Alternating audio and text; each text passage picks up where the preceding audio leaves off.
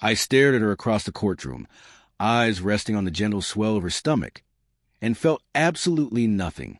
No fury, no heartbreak, just a final, mechanical click in my mind, like the last puzzle piece dropping into place after months of searching. She wore white. Of course she did. Subtlety was never her strong suit. Her hand curled instinctively around the bump, playing the part of the devoted mother-to-be.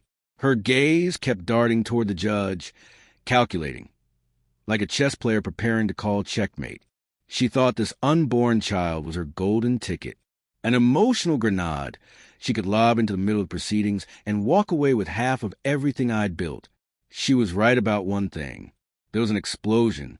She just didn't expect to be the one left in the debris. 7 years ago, I met her when I was knee-deep in the chaos of building a business from scratch. Blood, sweat, sleepless nights. She was building something, too. A brand, a presence, an identity curated with perfect filters and charming captions. On the surface, we were the perfect couple. Shared ambition, shared spotlight. But beneath the smiles, our definitions of building were different. I constructed foundations. She crafted illusions. I put in 16-hour days. She put on lipstick and leveraged my grind for her glow. She told me she loved my drive. She said she loved me. But in truth, she loved the security. The narrative. The first crack was barely visible, a text message she swiped away too quickly. Then came nights out that didn't match the GPS logs. Unanswered calls. Excuses that got sloppier with time. I told myself we were just tired. That trust meant looking the other way. I wanted to believe love could stretch. I was a fool, but not a blind one. I started watching. Quietly, carefully, and what I saw hollowed me out. The child wasn't mine. I found out 3 weeks before the hearing. A mutual friend let it slip. Casual, unknowing, as if I was already supposed to know. My heart plummeted. She hadn't told me herself because she was planning a dramatic reveal. One meant to shock, to corner me, to break me publicly. So I started digging. The man was younger, a brand partner from her influencer world. I found pictures, hands where they shouldn't be, lips where vowels should have mattered. The timeline fell together fast. Text messages, hotel receipts, even a sonogram she accidentally backed up to our shared cloud storage. She was messy, desperate, and I was done being hurt. I turned to strategy. No more tears. No more wishing we could fix something already reduced to ash. This wasn't about love anymore. This was war. And in war, you don't waste time bleeding. You win. I locked down everything. Quietly moved all assets into protected trusts. Froze our joint accounts under the pretense of suspected fraud. I played the delays like they were court-related. Let her think I was overwhelmed, distracted, defeated. She had no idea I held the whole deck.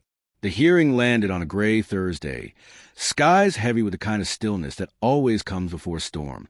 She arrived late as expected, making her entrance like it was a red carpet. Her lawyer oozed confidence. She looked radiant, pregnancy glowing, arrogance gleaming. She hadn't seen me in weeks. I stayed distant. Let her imagination do its cruel work. Was I panicking? Broken? Trapped? I smiled when she looked my way. A small, knowing smile. It unnerved her. The judge called us to begin. Her attorney wasted no time. Spun a tale of partnership, sacrifice, a woman now pregnant and vulnerable. It was well rehearsed, emotionally manipulative. Then came the moment. The judge leaned forward slightly, peering over his glasses. His voice was calm, but deliberate. "Mr. Hale, are you the father of this child?" I looked at her, let the silence spread like ink in water. "No, Your Honor," I said, my voice level. "I am not." Her smile twitched, confusion blooming into panic. "I have medical confirmation," I added, and overwhelming evidence that my wife has been involved in a 6-month affair. I passed the judge a folder, tidy, tab, damning, photos, texts, hotel bills, even the sonogram. Her lawyer's hands trembled as he took it. She opened her mouth, closed it, opened it again. Too late. The judge flipped through the documentation slowly. With each page, I watched the mask peel off her face. Her stomach shifted, as if even the child inside could feel the power slip from her grasp.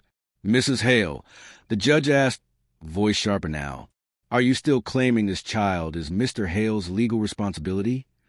Her lawyer stammered. She looked at me, eyes wide, pleading. I leaned in slightly, not with rage, but with finality. "You tried to play me," I said softly, "but you forgot I don't bluff. I build."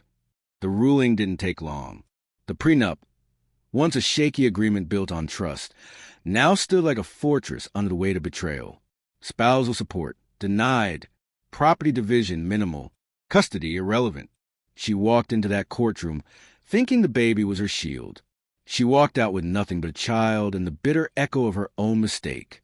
For months have passed. She still reaches out, sometimes angry, sometimes pitiful. The man she chose over me disappeared when he realized the cash didn't follow.